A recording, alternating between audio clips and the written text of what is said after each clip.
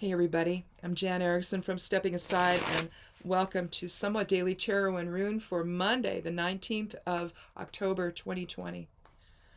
Well, third time's the charm. But I'm just going to take different cards this time. I did fine with them, but I don't know, at about 19 minutes it just locked up on me. My software stopped. I don't know why that happens, but it does.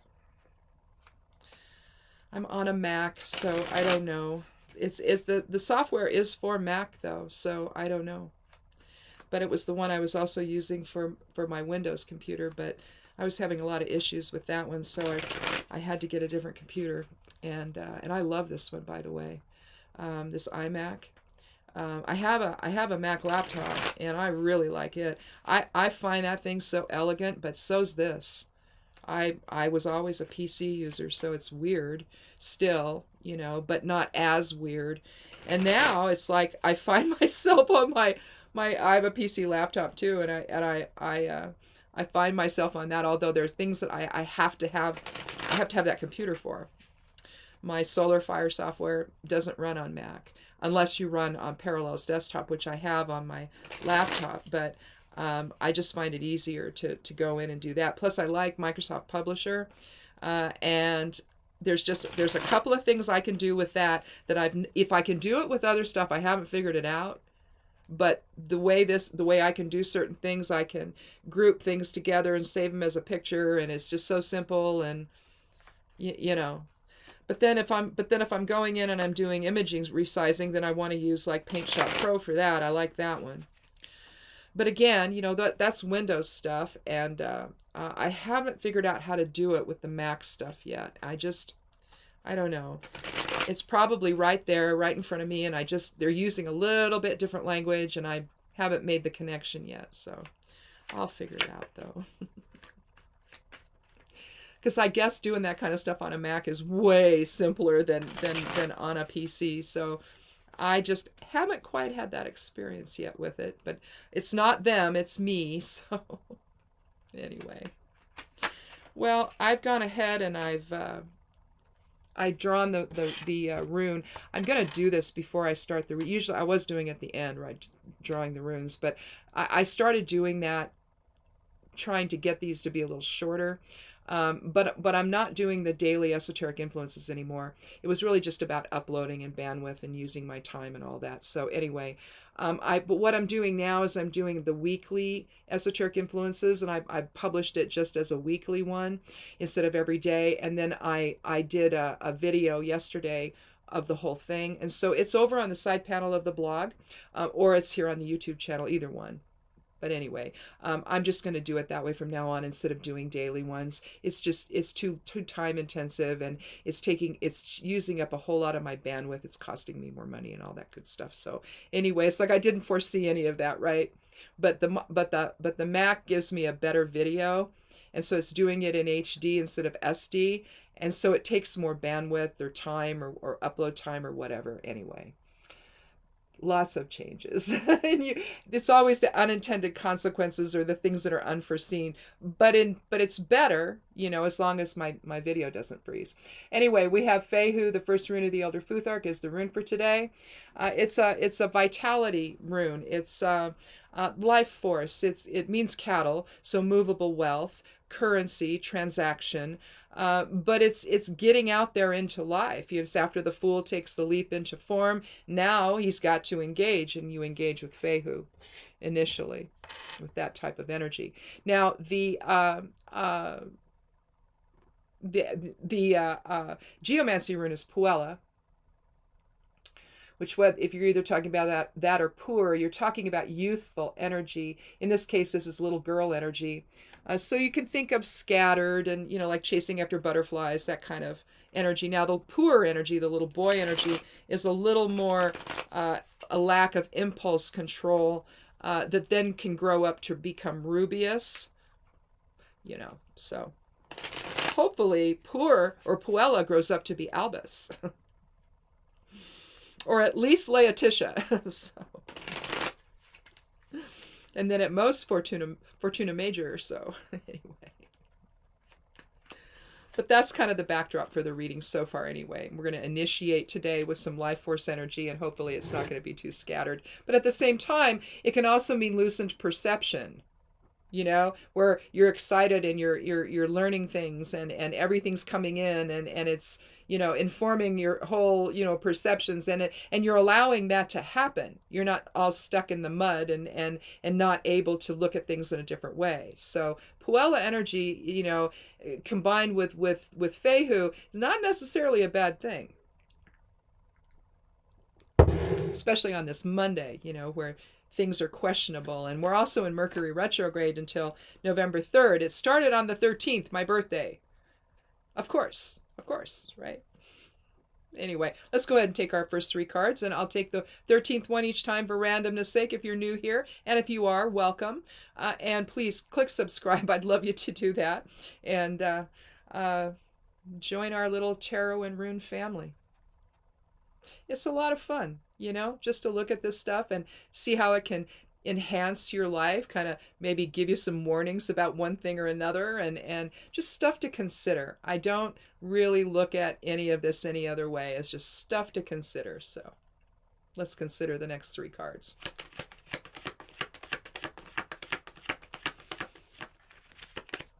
Well, we have the Fool to begin the reading. Undeveloped potential. Card 0 of the Major Arcana. I read this thing where at one point they were trying to figure out whether or not to put the Fool at the end or the beginning, but I don't know why you would put it at the end. Although you come full circle, I suppose. But I think you have to take the leap of faith before you then come to the Magician and the High Priestess, where, you've got the Magician who manifests the form, basically, and maybe the High Priestess, the perception, I suppose you could say, if you wanted to maybe delineate it that way.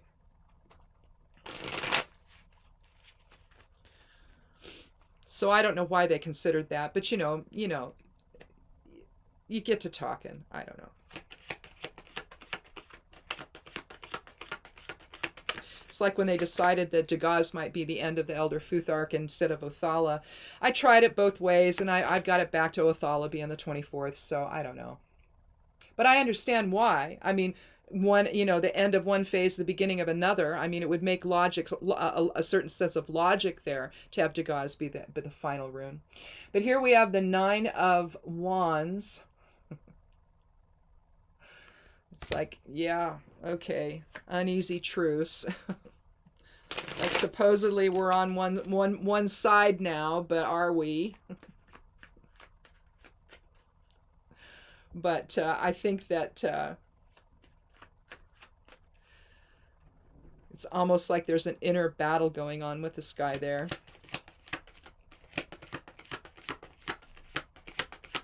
Like the war's over, but he's not quite sure. Oh, and then we move on to the 10 of Wands. So, okay. This is going to be a strange one here, I think. Let me look at this for a moment.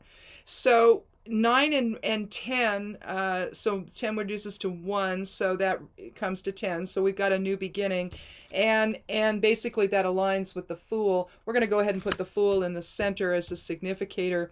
The thing about the Fool,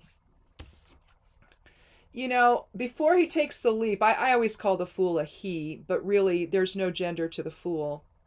It's an androgynous character.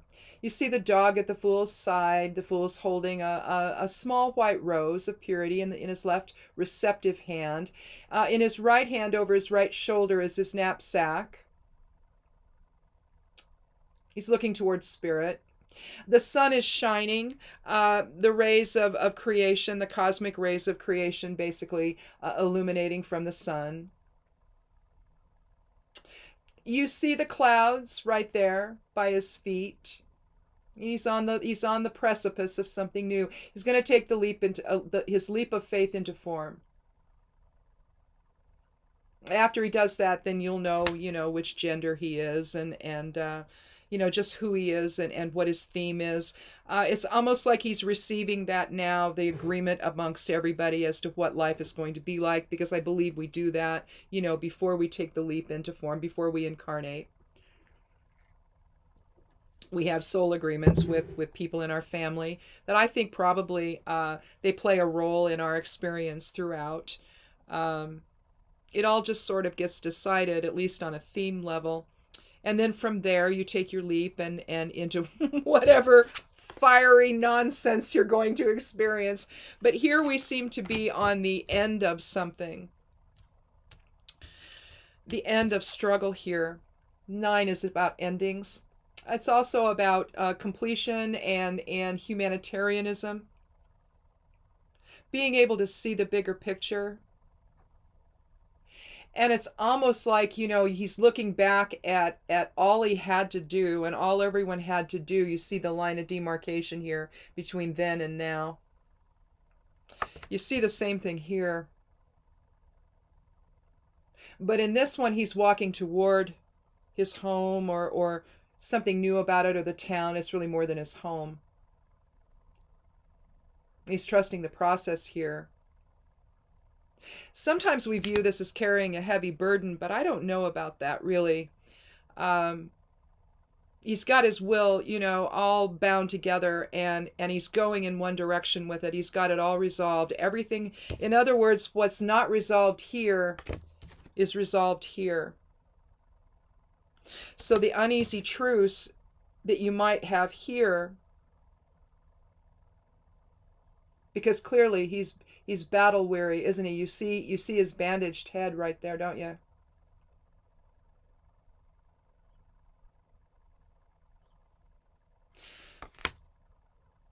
You've got the staffs also at different heights, although for the most part they're the same. I mean, it's not, massively different. But there's a lack of surety with this, with his furtive glance backwards.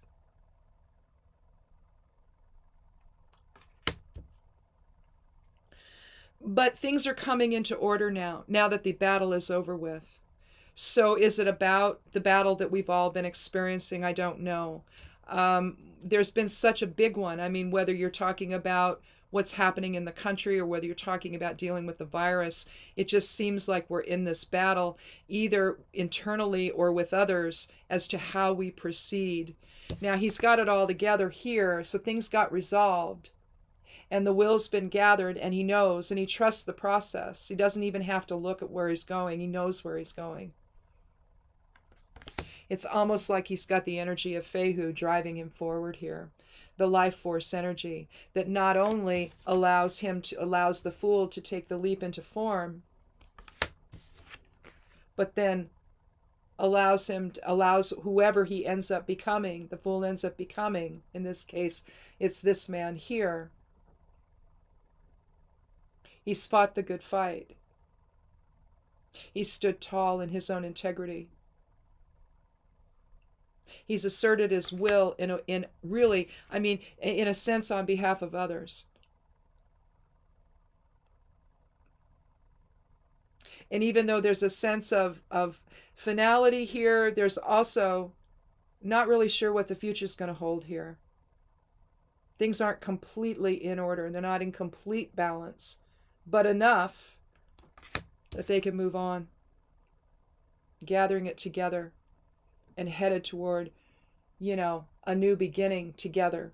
You can look at the town behind as a symbol of the country. You can have it as a symbol of your own personal life. It's just that there's so much of the country aspect in our lives right now currently. I think it makes sense to do the reading from both angles.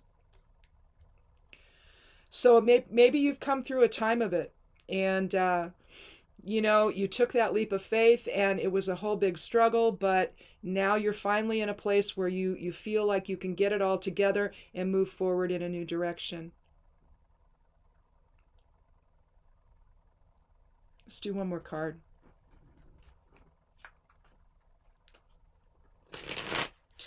I mean, in a sense, the Puella issue has been resolved with the 10, because there's no more scatteredness. There's still a little bit of scatteredness evident in the 9, But after that, you either have taken, this is either the result of taking the leap of faith, or you take the leap of faith after the 9 and you get it together and you move forward in unity. Unified expression. Because this is unity, okay? I mean, the 10 is about unity, 1 is about unity, irrespective of how you look at that. Some people look at the 10 in numerology. I kind of do, but I basically don't. I mean, I reduce it to 1. To me, it's the same thing. You coming full circle. But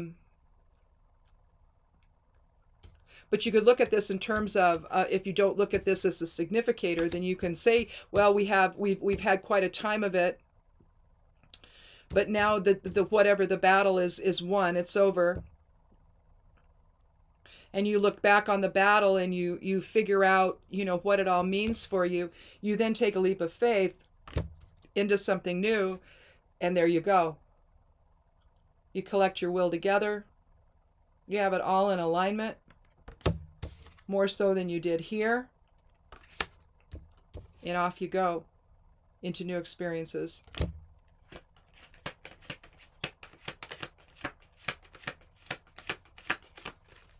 So we could just read it very straightforwardly. Yeah, and we come here to the 2 of Cups.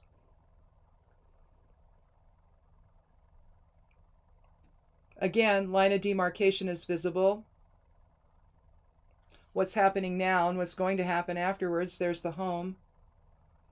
But here we're going to heal the differences both within and without.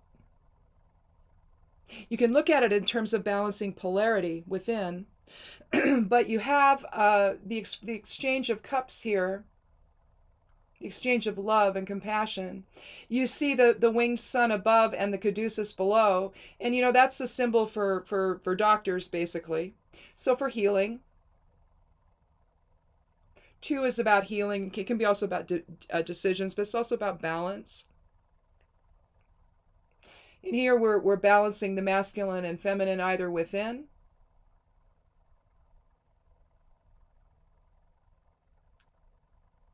This is a card of strength with the lion up there. The strength of character to drop resistance and to come back into harmony with one another. I think that it basically helps to redefine the 10 into maybe something a little more personal. Here you're not really sure. I mean, he could be doing this on behalf of others, helping to build the future for everyone in terms of, because here you have this. And there's a sense of otherness there as well. Not just this. In other words, the staffs behind him aren't necessarily his. He's got his, hanging on to it.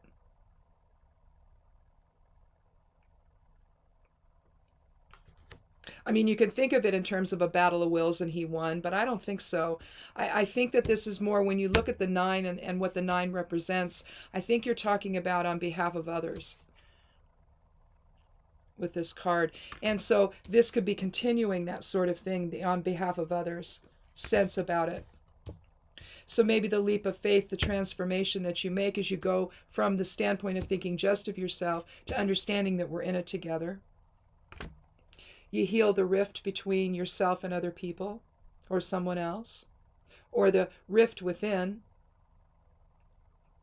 Sometimes we act out of character. I say it that way because the thought came to me that sometimes we act out of character. We get caught up maybe in a particular cause or a particular belief system that maybe there was some signs of that within us, but at the same time we knew that was really probably not a place we needed to go. That as much as it might have been the easy way out, but basically, it's not the one that's going to sustain us going forward. And so maybe we get involved in something that really isn't us, but there we are, So when you heal the rift within, whatever that was within you that allowed that to happen, you got to come to terms with it, right? You got to accept responsibility for whatever choices you made, and just try to find a way to heal that within yourself. Whatever conflict you have within yourself between, something that's reason-based, maybe, or love-based, but something that makes sense to something that's maybe a little more out of control, a little more self-dealing, a little more grandiose, perhaps. And now you've sort of resolved that, and here you are, healing both the rift within and without, and coming back into a compassionate exchange with someone else or others to add to the completion here.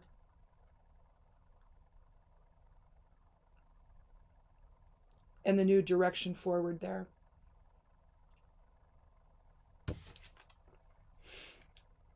You can kind of see the energetic exchange. This really needs to be over here.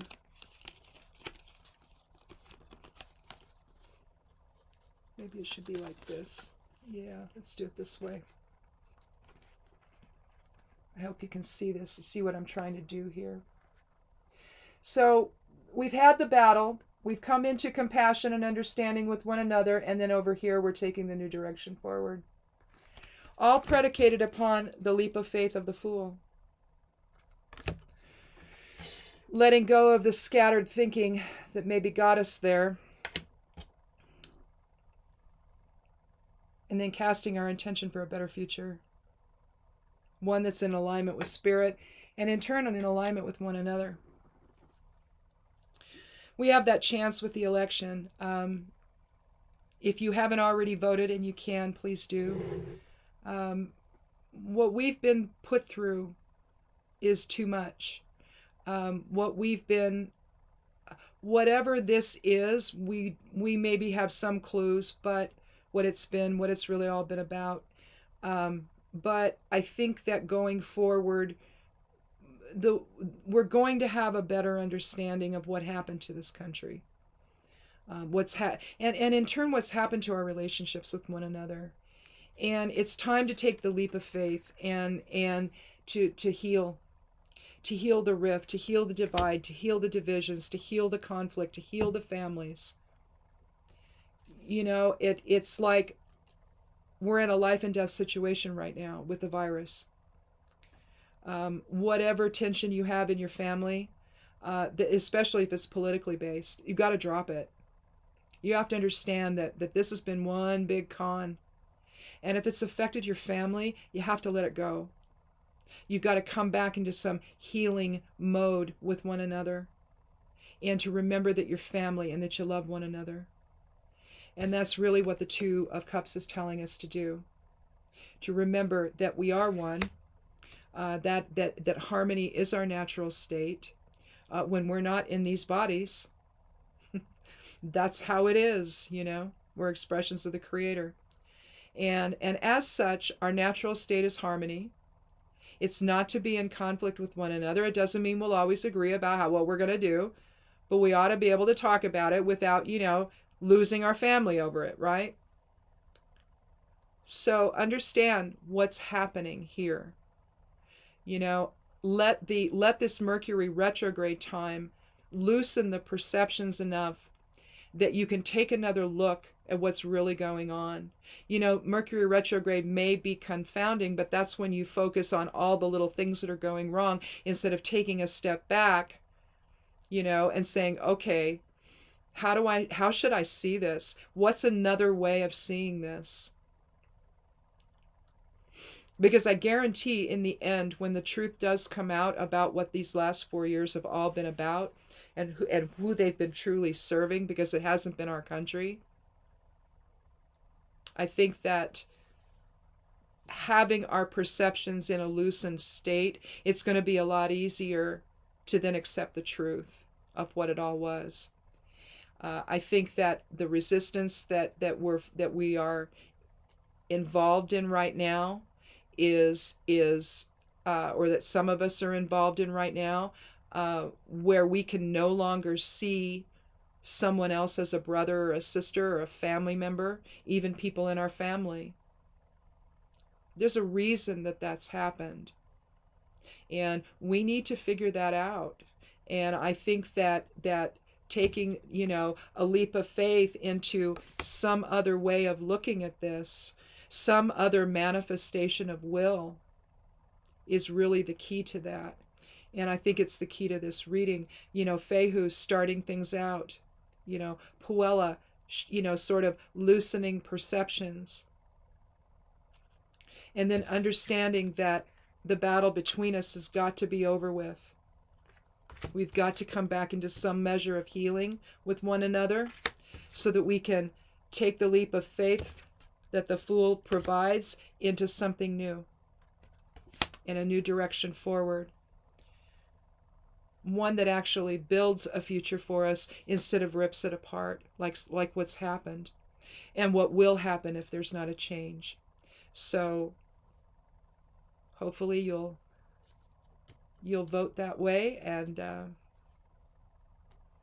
maybe we can see one another again through the light of Source Presence, through the light of Source Vision, through the eyes of the Creator, and see a brother or a sister or a family member instead of the other.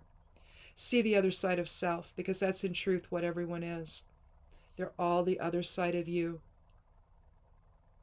playing out in their own way. That's all this is. And I think that we've been seeing all along in the readings that we're headed in that direction, a resolution of what all this conflict has been. But, at the end of the day, we can utilize the virus as something that wakes us up, and wakes us up to the fact that we've got to be on the same page about things, especially when it affects other people, and especially in terms of the virus, because people are dying. What are we at, over 219,000 people now? Yeah, that's 219,000 too many. Had we all been on the same page, had there been the courage to mask up for a couple of months, to stay home, to have the government actually pay small business to stay home and to stay closed, ones that could not open safely, or pay them to open safely, give them the money they need to do that, supply them with whatever they need, plexiglass, whatever, whatever they need to operate with in order to operate in a different way so that we can get through this virus. Other countries have done it. I don't know why we couldn't. I don't know why this ended up being an us versus them experience. I don't understand why the president of this country has to go around and potentially have super spreader events because he thinks herd immunity is the way to go. How many millions of people does he want to see die? And is that the point? Does he just like watching that? Because who would do this? I don't care what president we've had. I don't care how much I haven't liked them. I know none of them would have behaved this way. None of them. So why is this happening? You have to ask yourself that. You got to wake up to the truth. It's an awful, awful truth to wake up to. If you haven't already, I'll warn you. It's not good. We got to look at it.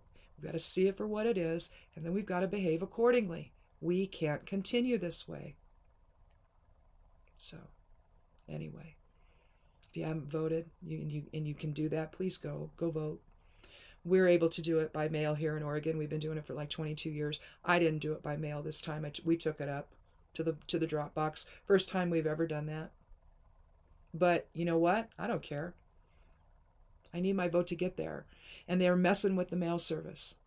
How dare they? You see what I mean? When we find out the truth of what this all has been and who it's all benefited, the foreign country involvement in this, oh my Lord. Well, I mean, it's opened our eyes to the fact that this kind of stuff can happen. We just need to come together and make sure that it doesn't again. That's all. We can do that. We will do that. So, anyway, that's all I got. Click subscribe. I'd love you to do that. And maybe soon we'll just be talking about our personal lives and not trying to figure out what the heck is going on, right? We won't need to.